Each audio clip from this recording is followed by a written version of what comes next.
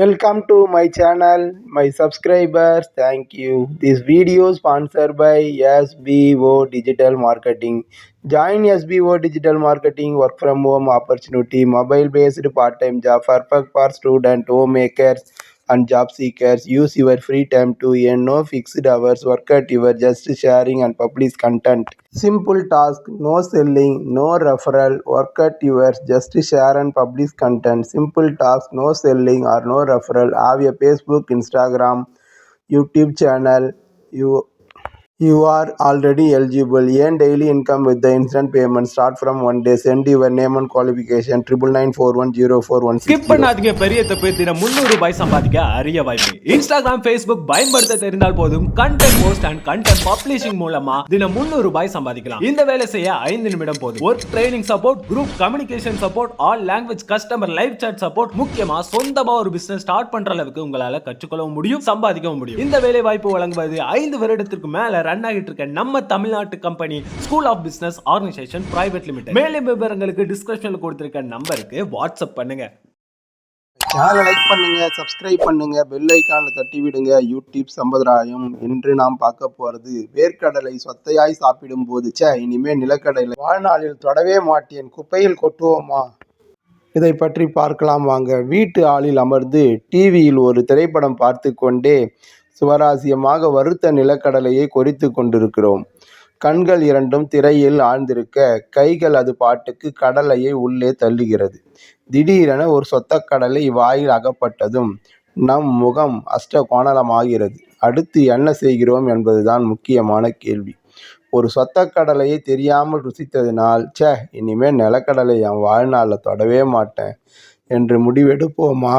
மீதி உள்ள கடலையை குப்பையில் கொட்டுவோமா?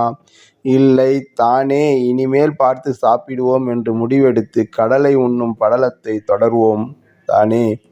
ஆனால் நடைமுறையில் நினைத்து நடக்காமல் போனாலோ அல்லது தாமதமானாலோ சிலர் ஒரேடியாக மனம் கலங்கி வாழ்வை வெறுப்பது ஏன்? நம் வாழ்வில் 90% நல்லதும் மீது 10% மட்டுமே கெட்டதும் நடக்கிறது. நல்ல விஷயங்களை கொண்டாடாமல் சிக்கலான எதிர்மறையான விஷயங்களை பற்றியே சிந்திக்கிறது மனித மனம். வாழ்வையில் கடுமையாக போராடி பிடித்ததை அடைந்த பின் அதை சந்தோஷமாக அனுபவிக்காமல் அடுத்ததை தேடி போகின்றனர். இதற்கு காரணம் திருப்தி என்ற குணம் இல்லாததுதான். குறுகிய வாழ்நாளில் கிடைத்ததை கொண்டு திருப்தியாக வாழ்வதே நன்று. எத்தனை பணம், பதவி, புகழ் இருந்தாலும் இன்னும் இன்னும் என்று தேடிக்கொண்டே போவது நிகழ்கால வாழ்வை அனுபவிக்க விடாமல் செய்துவிடும். எல்லாவற்றையும் அடைந்த பின்பு நிம்மதியாயிருக்கலாம் என்று முடிவெடுத்தால் அதற்குள் காலம் கடந்துவிடும். சொத்தக்கடலையை தூக்கி எறிந்துவிட்டு நல்ல கடலைகளை ருசிப்பது போல நம்மிடம் என்ன இல்லை என்று எண்ணி ஏங்குவதை விட என்ன இருக்கிறது என்று ஒரு பட்டியல் போட்டால் ஒரு புதையல் கிடைக்கக்கூடும். வாழ்வு முறையும் ஆசைகளும் லட்சியங்களும் எல்லோருக்கும் ஒன்று போல இருப்பதில்லை. அதனால் பிறர் வாழ்வுடன் தன் வாழ்வை மனிதன் ஒப்பிடத் தேவையில்லை. நமக்கு கிடைத்த வாழ்வை திருப்தியாக வாழும் மனிதனின் மனதில் ஆழமான அமைதி, அன்பு, நல்லுணர்வு, பிறரை நேசிக்கும் குணம், மற்றவர்களின் தவறுகளை மன்னிக்கும் பண்பு போன்றவை நிறைந்திருக்கும். இதனால் அவருடைய வாழ்நாளும் நீடித்திருக்கும். சொத்தை கடலையை தூக்கி எறிந்துவிட்டு நல்ல கடலைகளை ருசிப்பது போல நம்மிடம் இல்லை என்று எண்ணி ஏங்குவதை விட என்ன இருக்கிறது என்று ஒரு பட்டியல் போட்டால் ஒரு புதையல் கிடைக்கும்.